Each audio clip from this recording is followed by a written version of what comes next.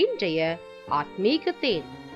இன்று தினத்தின் தியானத்திற்காக உபாகமம் 28:1 உங்களுக்காக நான் வாசிக்கட்டும். இன்று நான் உனக்கு விதிக்கின்ற உன் தேவனாகிய கர்த்தருடைய கட்டளைகளின்படியெல்லாம் செய்ய நீ கவனமாய் இருக்கும்படிக்கு அவர் சத்தத்திற்கு உண்மையாய் செவி கொடுப்பாயானால் உன் தேவனாகிய கர்த்தர் பூமியிலுள்ள சகல ஜாதிகளின் மேலும் உன்னை மேன்மையாய் வைப்பார். ஆம் பிரியமானவர்களே, என் தேவனாகிய கர்த்தருடைய வார்த்தை இன்று உனக்கு நேராய் வருகிறது. நீ என்னுடைய சத்தத்திற்கு செவி கொடுப்பாய் என்று சொன்னால் பூமியில் உள்ள சகல ஜனங்களிலும் உன்னை மேன்மையாய் வைப்பேன்.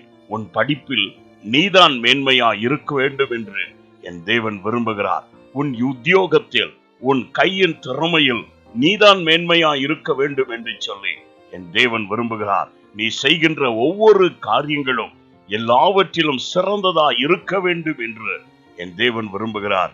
ஆனால் நீயோ செய்ய வேண்டிய காரியம் என்னவென்றால், அனுதினமும் அவருடைய வேத வசனங்களை வாசித்து அவைகளை தியானிக்கின்றவனாயிரு. மாத்திரமல்ல, தேவ சமூகத்தில் கர்த்தருடைய ஆவியானவருடைய மெல்லிய குரல் உன்னுடைய செவிகளில் ஜொலிக்கும்படியாக அவருடைய பாதத்தில் ஜெபத்தில் காத்திருக்கின்றவனாயிரு. என் தேவனாகிய கர்த்தர் தாமே உனக்கு தம் இருதயத்தில் உள்ளதான ரகசியங்களை வெளிப்படுத்துவார்.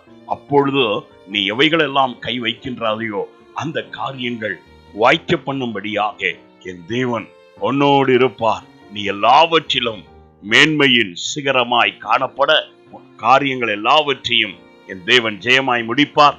நான் உங்களுக்காய் ஜெபிக்கட்டும். எங்களை அதிகமாய் நேசிக்கும் அன்புள்ள பிதாவே, கர்த்தரை தெய்வமாய் கொண்ட ஜனம் பாக்கியம் உள்ளது என்று சொன்னீர் அல்லவோ?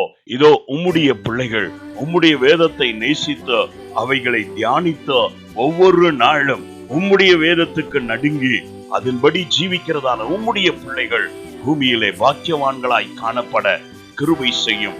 என்ற தினத்திலும் அவர்கள் கையிடும் ஒவ்வொரு காரியங்களிலும் ஒரு நல்ல பிரதிபலன் உண்டாகும்படியாய் மேன்மையான ஆசீர்வாதங்களை அவர்கள் சுதந்தரித்துக் கொள்ளும்படி அனுகிரகம் செய்வீராக. இயேசுவின் நாமத்தில் பிதாவே, ஆமென். God bless you.